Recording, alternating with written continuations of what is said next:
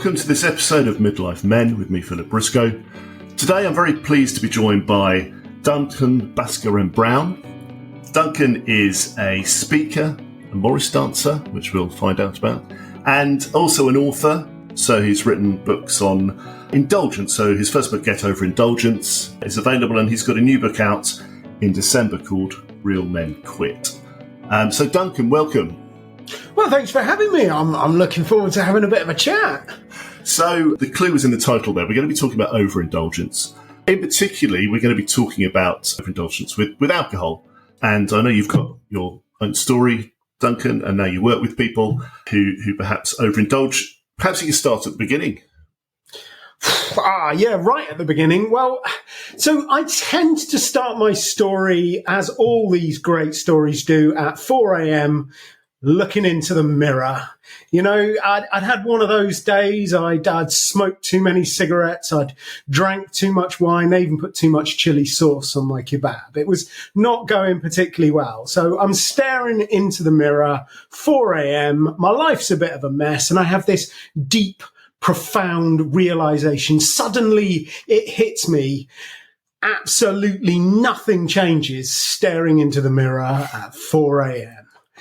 If you want to change your life, you've got to actually do something. You've got to start putting one foot in front of the other. So that was sort of the moment where I thought, right, I've got to do it. I've got to start putting one foot in front of the other. So I ditched the cigarettes. I stopped drinking. I even stopped eating kebabs. But, you know, I'm never one to do things by half. So I kind of got a bit carried away, and I started to read a few books and do a bit of research and that sort of thing, which led to me training with the Easy Way Clinic, which is the world's most successful stop smoking clinic. I also did some high quality education with the Chartered Management Institute, Cornell University. I even did a course in a windowless room in Peterborough. And, you know, just by putting one foot in front of the other, I really have changed my life an awful lot. And that is all I do these days. I try and help people put one foot in front of the other so that they can remove the indulgence from their life too. So if you can take us back prior to that moment at 4 a.m. staring in the mirror, what was the lead up to your behaviours? You know, what was causing you to drink too much, smoke too much, lead perhaps, you know, you call it an unhealthy lifestyle? Yeah, I mean, I have thought about that an awful lot, and I would love to give you that kind of like really neat and tidy answer, but I don't think there is a neat and tidy answer. I mean, I guess a lot of it kind of started when I was at school. I was not well suited for school, you know. I mean, you can say what you like about the British education system, but part of its aim is to prepare you for employment. And I am unemployable, so they were never, ever going to work for them, was it? And I think there was also this kind of tension that I'm dyslexic, so my spelling is not great. My handwriting is awful. I'm generally just a bit scruffy. But I also have an incredibly high opinion of myself. So I think I'm doing really, really well. The teachers think I'm doing really, really badly. It was never going to work out so well. So I had a tough time at school. And one of the things I did was increasingly start turning to use sugary, fatty foods as a means of escape, as a means of coping with my problems. You know, it's like when a lot of kids are figuring out that point of independence and how they react with the world. For me, that was all about dairy milk. And at the end of the day, you know, dairy milk is a socially acceptable drug for a 9-year-old, isn't it? So that's kind of how I got into it. But obviously, what you start to realize after a while is that, you know, salt, fat and sugar stop cutting it, and stronger things come along. So I got into alcohol. I thought all my Christmases had come at once. You know, it seemed to really help me with social anxiety. It seemed to make me funnier, it seemed to make me more interesting. It seemed to make the girls flock around me, you know, well, one or two of them maybe. And it just kind of progressed from there. And I kept drinking, and I kept drinking more. It gradually increased over the years till I got to a point where it just wasn't fun anymore. How much were you drinking? So I was probably averaging about 2 bottles of wine every night. That wasn't equally distributed. I did have lighter days, and, the weekend was often a little bit crazy. But yeah, I mean, I very rarely drank before lunchtime. That's a Morris dancing thing.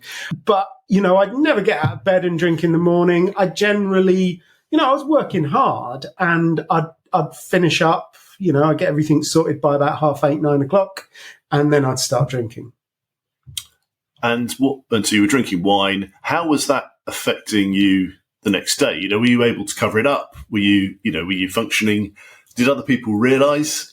Oh, yeah, no. I mean, a lot of people who knew me at the time, they can definitely spot a difference between me then and me now, but they wouldn't have been able to tell you that I had a problem with drinking. In fact, I've had people kind of like read the books and read the articles I write and listen to podcasts I'm on and go, that doesn't sound like you, Duncan. I don't actually believe you. Because that's one of the things with alcohol, it's relatively easy to hide. It's quite a common thing. So most of the drinking I did was not with other people. It was at the end of the day, as what I thought was allowing me to wind down. Of course, it never really works like that. And, I held down a job. I was actually quite successful, but I was never that good before midday. I was always took a couple of cups of coffee to get started. If we had a 9 o'clock start, I would probably be late, but I was good once I got going. So I managed to kind of mask it, really. And you talked about this 4 a.m. moment where you realised that, you needed to change. Were there any other drivers that caused you to think, enough's enough, I need to stop? Yeah, again, you should never listen to anybody who tells you those 4 a.m. staring in the mirror stories. I mean, they are just a bunch of rubbish. It's always much more complicated than that. So there was a lot of intersecting factors for me. I had some health issues. I got gout, right? That is so jet set. It used to be only kings and aristocrats that got gout. But me, normal guy from occupied Berkshire, I managed to get gout. And that really, really hurts, by the way. And it's totally and utterly linked to alcohol and diet. So that was kind of one of the things that was playing on the back of my mind. I was tired all of the time. I was quite lethargic. I thought that was just because I was getting on a little bit, but actually it was all the alcohol. But I suppose the other really big factor was I'd got married, had a wonderful wife. I mean, she's a bit weird and everything. She eats chickpeas and does yoga and odd things like that. Didn't smoke, didn't drink, didn't do drugs. Weird, as I say. Likes me. Very weird. So she was kind of like gently nudging me in the right direction. And I suppose it all kind of intersected at the point we were trying to have a child, and my wife had a couple of miscarriages, and those were very, very hard. And I didn't really know how to talk about it. So I just drank, which inevitably made everything much, much worse. And it kind of got to the point where in the back of my mind, it was becoming obvious that I had to make a decision. And it was, what do I want from life? Do I want a child or do I want another drink? And thankfully, I made the right decision, and I have an amazing 8-year-old. Yeah. How old is she now? 7-year-old daughter. So what were the steps then? I mean, I know there are lots of ways that people go to, try and help stop drinking, but what did you do? What worked for you? Yeah, so I used the easy way to stop smoking, which was developed by a guy called Alan Carr. That's not the comedian. That's the world famous addiction expert that no one's ever heard of. Anyway, I read his book. Oh, right. The Easy Way to Stop Smoking. Yes, yeah. And it worked for me. Yeah, it's an amazing book. I mean, that's helped millions and millions of people, literally worldwide, to stop smoking. The Easy Way has clinics like across the planet, 50 odd countries. So it's more mental conditioning, isn't it? Yeah, so I would call it cognitive realignment, but that's because I'm trying to sound clever. It's basically, it gets at your beliefs. It takes your beliefs about smoking and, turns them around and then gives you a way of managing the thought process. And so I stopped smoking using that process. So when it became apparent that it was time to stop drinking, that was kind of where I went. And so there was a clinic. Was there? No, I just read Alan Carr's Easy Way to Control Your Alcohol. Okay, right. And honestly, I remembered a lot of it from the smoking. And when I did read that book the first time, it was enormously influential on me in as far as it changed the way I thought about a lot of stuff. It was obvious that it could be applied to many different situations, not simply smoking. So I was already kind of part of the way there because I internalized and digested a lot of the information already. So did you find that you had to, well, you chose a different circle of friends? Were you still socializing with the same people when you stopped drinking? So I think that's a really interesting point. And there's quite a subtle kind of thing in it that I don't spend a lot of time with some of the people that I spent a lot of time with before. So I had friends who they really were just drinking buddies. The only thing that we had in common was that we were heavy drinkers. And honestly, I really hung around with them because they made me feel better. They made me feel like I wasn't, that bad in comparison to them. I was, I didn't have a problem, and it kind of normalized my drinking. That was their only purpose. We didn't actually have anything in common apart from alcohol. So I don't hang around with them anymore, but I didn't really make a conscious effort to avoid them. They just kind of naturally fell away because I didn't want to go to the pub simply to drink a lot of beer. I didn't want to just hang around with people where the main focus was alcohol. So I have a new set of friends who mostly that's come through business networking and self-development and things like that. And I just like spending time with them. And some of them drink, some of them don't drink. That's not really important to me because the activities that we do focus around being sober anyway. So it's that really isn't a problem with me. But then I have a lot of friends who actually do drink quite heavily. And as you mentioned at the start, I am a Morris dancer, and Morris dancers are noted for silly hats and large drinks. And a lot of them still drink heavily, and I still spend time with them because I actually like them as people. And we have a lot more in common, because I started Morris dancing because I thought it was a good excuse to drink early in the morning. But actually, once I stopped, I found I continued doing it because I like dancing. I like the guys I hang around with. I like being part of a tradition. I like being part of that community. There's so much more to it than simply the alcohol. In fact, it was never really about the alcohol. So yes, my friendship circle has changed, but definitely want to get across to people. You don't need to avoid people. There is a school of thought that said you should avoid triggers. What triggered me to drink alcohol? What was the biggest trigger? Probably my wife, but I didn't want to get divorced. So yeah, don't avoid triggers. Just learn how to manage them would be my advice. So it's interesting you say that, it's about the people you're with and actually realizing that you find people interesting, you have a connection. How much do you think you need to understand yourself in order to stop drinking? Oh, yeah. So self-awareness and being sober, I think, go hand in hand. What I've noticed, and I have interviewed a lot of people since they've got sober, what I've noticed is as their sobriety progresses, their self-awareness tends to increase. I think you clearly do need a level of self-awareness, but I've never met somebody who drinks who doesn't, in the back of their mind, know that it's a problem and they need to do something about it. Most of the time, they're just not sure what to do, or they've tried things in the past and they haven't worked, or they've internalized the message that, stopping drinking is really, really hard and it's going to involve pain and suffering and white knuckles and things like that. So I think most people have got the self-awareness to stop drinking. And as you progress along the road, as you put those feet in front of each other, it really does. It helps you to understand yourself. I mean, personally, I write books as a form of free therapy. And that's a way that I really have started to understand myself and my journey and why I started drinking and, what really helped me, not just to stop, but to stay stopped. And so now you are helping people with their, with their overindulgences, as you call them. So how did you make that decision then to decide to, start to kind of work as a, kind of practitioner? So I've been involved in communication, broadly speaking, for my whole life. I mean, like since I could talk.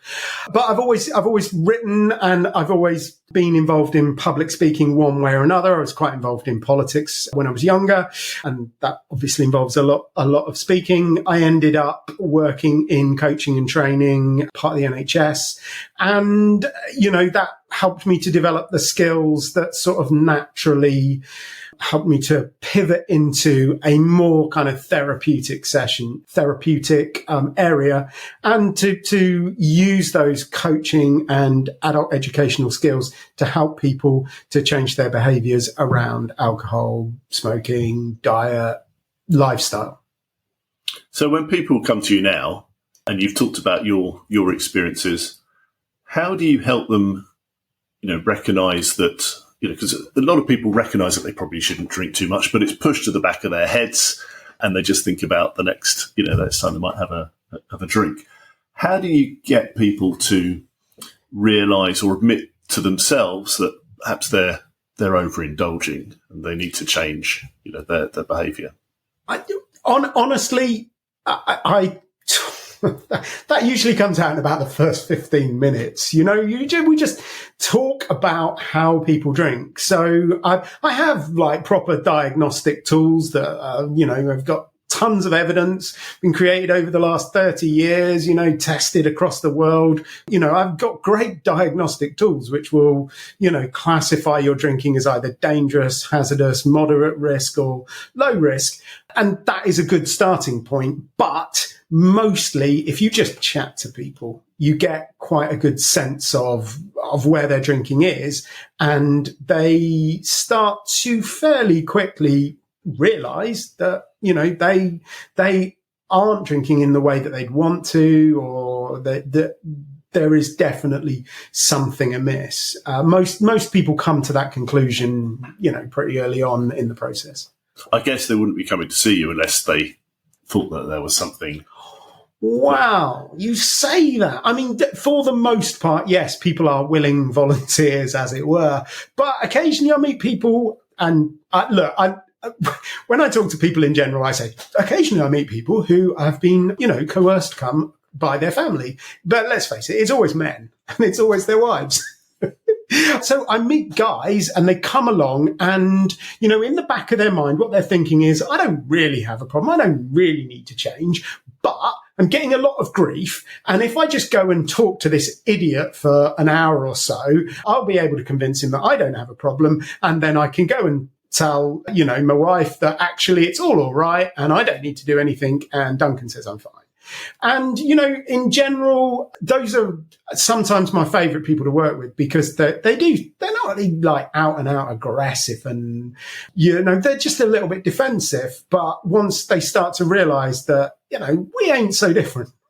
Like whatever you have done, I have done something similar, something just as bad. Honestly, I've been there, I've done that, I've got the T-shirt. I just don't wear it because it's got kebab stains on it.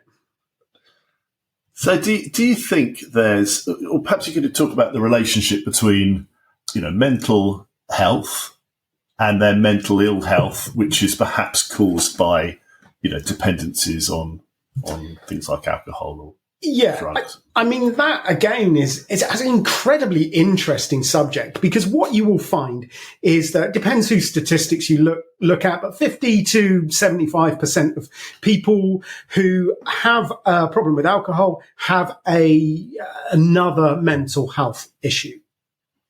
Now, let's say depression, for example, which is incredibly common. If you have depression, you go and see your doctor, if they're very enlightened, they'll give you an antidepressant and they'll suggest some sort of mindfulness or CBT practice, which is much more likely to help you than the antidepressant.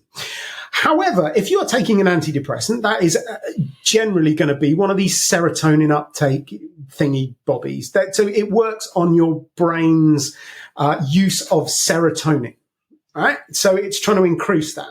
Alcohol decreases it. Alcohol affects the way your brain processes the serotonin. So if you're taking an antidepressant and drinking, drinking is effectively a pro-depressant, so it has a massive effect. And I mean, for me, I had a lot of very strong emotions when I was drinking, and a lot of very strong, very negative emotions, which, looking at it now and looking at the kind of the diagnostic and statistic manual definition of depression, I definitely, if I'd gone and talked to a doctor, they definitely would have said, oh, you're depressed. That's what it is. So I think that the two things often go hand in hand. And I'm not a medical doctor, I have no qualifications, but I have met an awful lot of people who have other issues around their mental health that have improved dramatically when they have stopped drinking. So be that depression, anxiety, but also other kind of issues. You will meet a lot of people who get diagnosed with ADHD after having stopped drinking. So that kind of level of clarity and level of self-awareness helps them to go on and get that other issue treated. We were talking earlier actually about the relationship between suicidal tendencies and alcohol, and it was interesting what you were saying about the relationship. Perhaps you could talk a bit more about that. Yeah, so I mean, men, as I'm sure you and your listeners are aware, are more likely to commit suicide than women. Men are also 2 to 3 times more likely to have a drinking problem than women. But the interesting statistic is that they are actually less likely to seek help. So women are less likely to have a problem and more likely to get help. Men are more likely to have a problem and less likely to get help. And that's one of the things that contributes massively towards suicide. In fact, men are much more likely to commit suicide after drinking than women are. So alcohol is often a factor in suicide. So I think, it's something that is good because it is being talked about a lot more.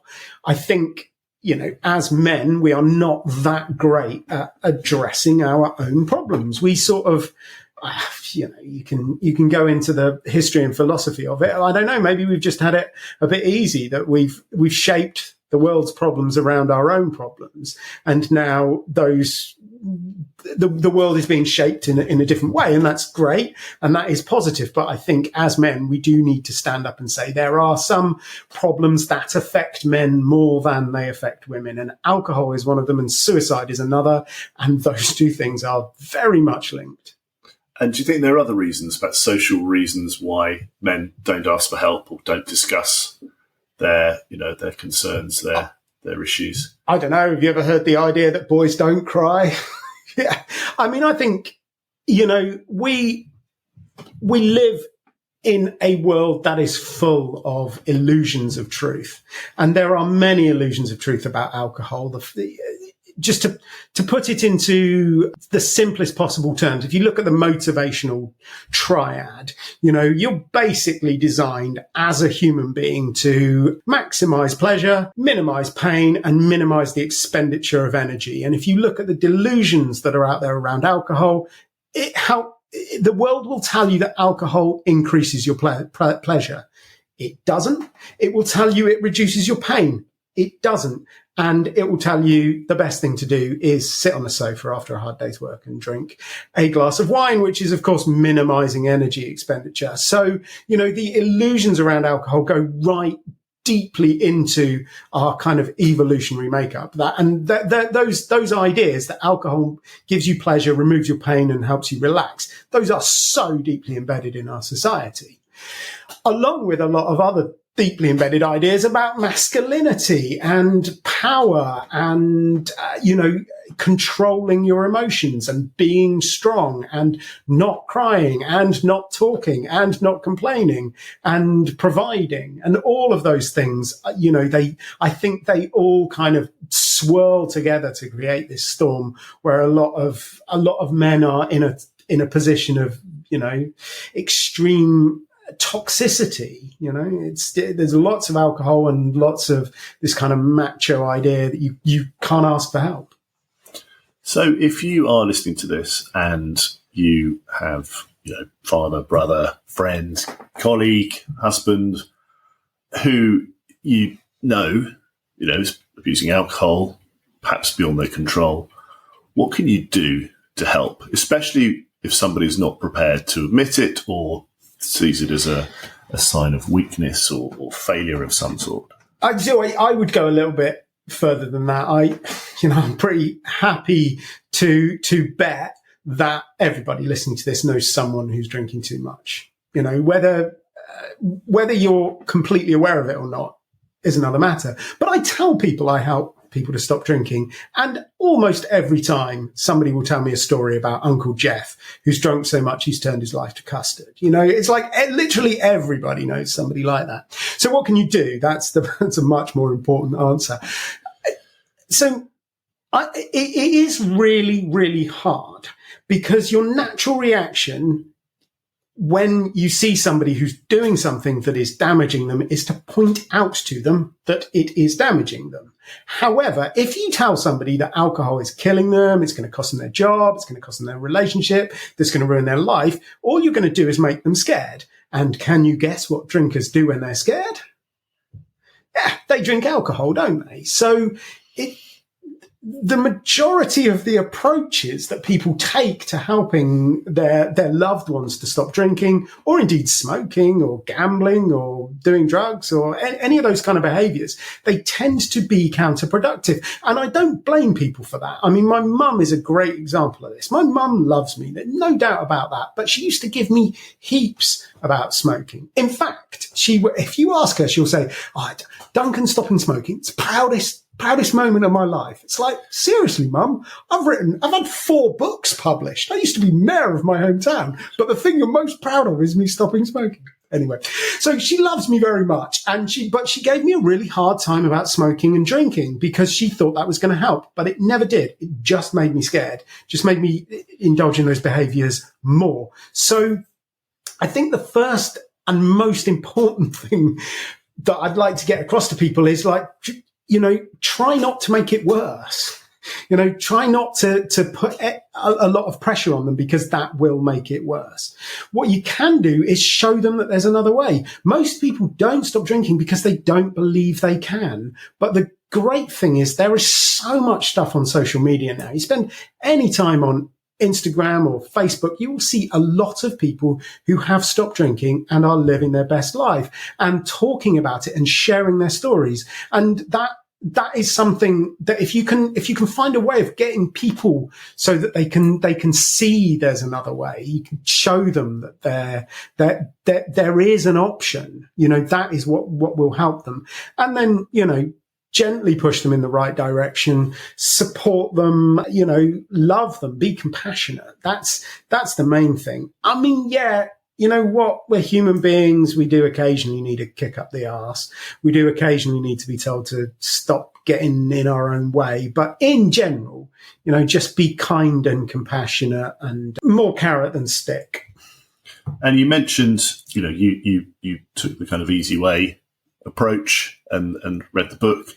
What other ways, what other practical ways can people take who are trying to help their loved ones? Because I imagine sometimes it's a bit more difficult than just trying to reassure them and be kind, because it may be that their behaviour is having quite a significant impact on them as well, and it might not be as easy. So what can they actively do then in that case? Yeah, so there are a lot of different paths to recovery, but there are 4 kind of major ways that people tend to recover.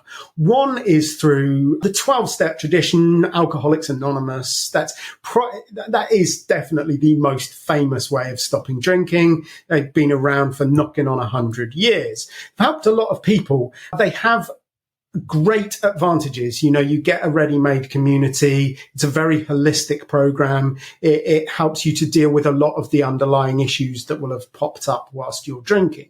So it's very good in some respects, but it doesn't work for everybody. I've met people who found it quite intimidating. It was started, knocking on for 100 years ago by straight white guys, and it has a little bit of the kind of privileged idea about it. The first thing they ask you to do in AA is to give up control. And I've met plenty of people from the LGBTQ plus community, from different ethnic groups, who it just doesn't resonate with them because they don't need to give up control. They never had it in the first place. It has a religious element which would put somebody like me off. So AA is pretty good. If you can get them along to a meeting, if you can just get them on the phone talking to AA, has lots and lots of free helplines. They're conducted regionally, but if you can just get them on the phone, that is always a good starting point. Then there's cognitive realignment. That's the tradition that I sort of sit in. That's Jack Trimpey and Alan Carr. But these days, there's a lady called Annie Grace who's really tearing it up. I love her stuff. She tends to resonate a little bit more with women than she does with men, but her stuff is good. So there's a couple of books, the Easy Way books, or This Naked Mind is Annie Grace's book. Those are fantastic starting points. In fact, if you have a loved one who has an issue, buy one of the books, read it, get yourself educated. And cognitive realignment is excellent in a lot of ways. It's very quick. You can do it in a few sessions. You can do it in a day sometimes. You can do it by reading a book. It's very quick. It's very effective. It deals with beliefs and thoughts, and then the actions kind of follow from confronting those beliefs and thoughts. So it doesn't tend to require much in the way of willpower.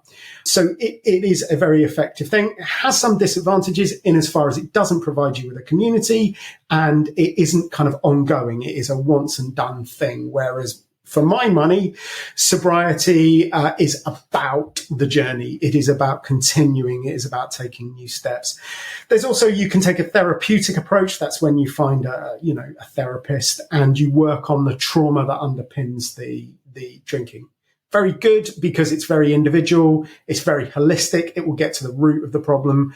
It can be difficult to find the right therapist. That's somebody who you gel with, but also who understands addiction, because some of them will say they do, but they don't.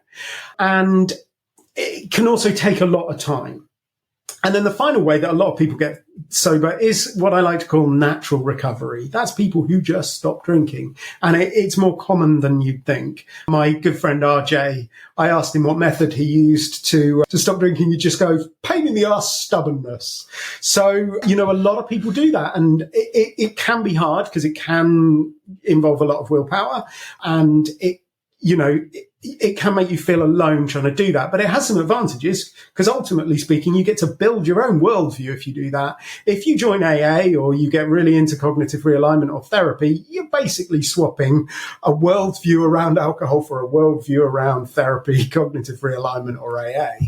So those are the kind of the four methods. Just, try them is my ultimate kind of thing. You can go to AA for free. You can have a call with me and I'll explain my system for free. You might be able to find it. Well, you can find low-cost counselling stuff. You can find a lot of information about therapy online. Okay, well, we'll put some links for people to look at after this.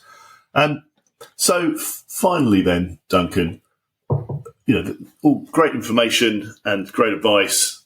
Just in summary then, somebody's listening to this thinks, I don't want to be opening another bottle of wine tonight, drinking it, or I don't want to be drinking, another 6-pack of beers.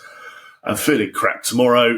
How do I stop? What's a kind of quick stop, solution? Okay. So first and foremost, the fact that you've realized that is enormously important. That's the first step. And I think there's this kind of, I suppose it's an obvious delusion that, stopping is this thing that you do on one day, but it's not. It is actually a process. And most people, there is a period of time where you could say they are in the kind of like the phase of stopping. That is, of course, the first and most important, step on your journey is to get into that phase of stopping. So by realizing that you have a problem and that you want to at least do something about your drinking, that is the first important step. What I would do with people is I would look at their beliefs. So you have a lot of beliefs around alcohol and they underpin your actions and you never really think about them. They're subconscious. And what we do is we'd take them out into the light. We'd have a look at them. We'd examine them. We'd see whether they're true. We'd see whether they're useful. And if they're not true and they're not useful, then we'd wrap them in Semtex, shout fire in the hole, and blow them to smithereens. And once you've kind of removed those beliefs, you're in a much better position. All you need to really think about then is managing the triggers. And I don't like the word triggers or cravings that much because we're just talking about thoughts. You have thousands of thoughts every day. Some of them are let's have a drink. And those thoughts can come from there is a physical element to it. Most people who drink alcohol don't have a physical problem, but there is a physical element to withdrawal. I mean, most people say, I've never suffered from alcohol withdrawal. So yes, you have. That is technically what a hangover is. It is withdrawal from alcohol. So there is a small physical amount of it, but all it does is it makes your brain think, let's have a drink. But there's also a lot of associations, like we talked about earlier. You know, certain people will make you think, let's have a drink. Certain places will make you think, let's have a drink. Meals, activities. So it's about managing the thoughts around those triggers, those associations. Once you've learned to do that, then the actions will catch up. You know, the actions are the easy bit, so long as you deal with the beliefs and the thoughts first. The problem most people have is they try and do it the other way around. They try and change the actions and hope that their thoughts and their beliefs are going to catch up. Do you know what? They very rarely do. Great advice, thank you.